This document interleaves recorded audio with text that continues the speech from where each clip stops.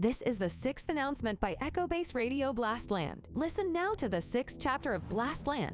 Haven Stockpile. This chapter is made available both in text format and as audio podcast in the Telegram group of Blastland. Watch out for Blastland collection NFTs at Getgum's Tonguekeeper. Although our mentors had stocked up on provisions both for themselves and for us, this stock was finite, and we needed to replenish it.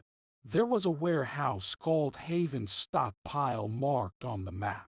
Jack assumed there must be provisions and ammunition that we could collect in there. To open the door of Haven Stockpile, leading to the supplies, we had to go through a labyrinth of tunnels that Jack used to call Echo Tunnel and dial a special access code on Nexus console. The Echo Tunnel was very dark, and the air smelled of sulfur, which made breathing extremely difficult. Our mentors turned on flashlights and began to light our way. We put on respirators and breathing became easier. But our sense of smell dropped severely. We moved slowly, often stopping and listening as if there could be monsters lurking in the corridors of the labyrinth.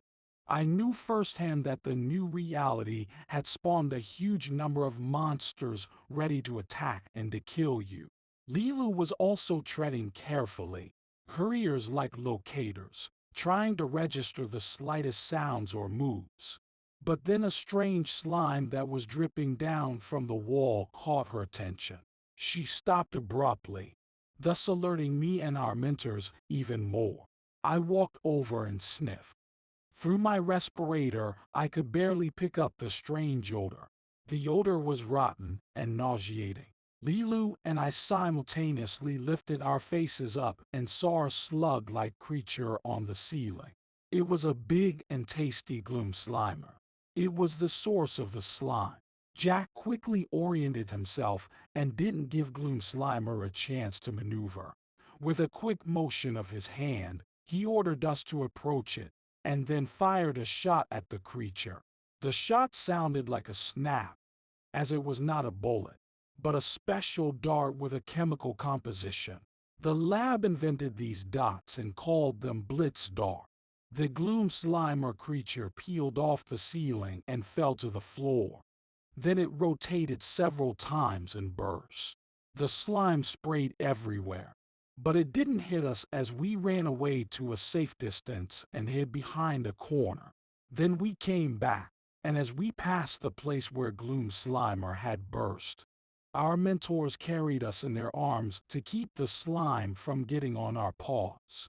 We traveled the rest of the way in complete silence, looking around and listening. When we reached the right door, we exhaled a little, but the tension wouldn't leave us. Lilu's mentor dialed a combination on Nexus console that was next to the main door of Haven Stockpile, and a green light came on. After that, we heard a very loud click and the sound of a spinning wheel. It was the mechanism that unlocked the door, and the door opened. We walked into a large hangar-like room of Haven Stockpile. There were long rows of racks everywhere, on which various kinds of goods were placed. A huge stock of Blast Cola caught our attention. Jack happily said, "Let's get us the Blast Cola caps." People in Blastland love to drink that sweetie drink Blast Cola and then to preserve the Blast Cola caps and exchange them for some goods, basically trading with one another. Having found everything necessary, we left the Haven Stockpile hangar, locked the door, and Jack entered the code, after which we heard a familiar sound and the door of Haven Stockpile locked. We made our way back to Blastland. When we left Echo Tunnel, we were able to take off our respirators.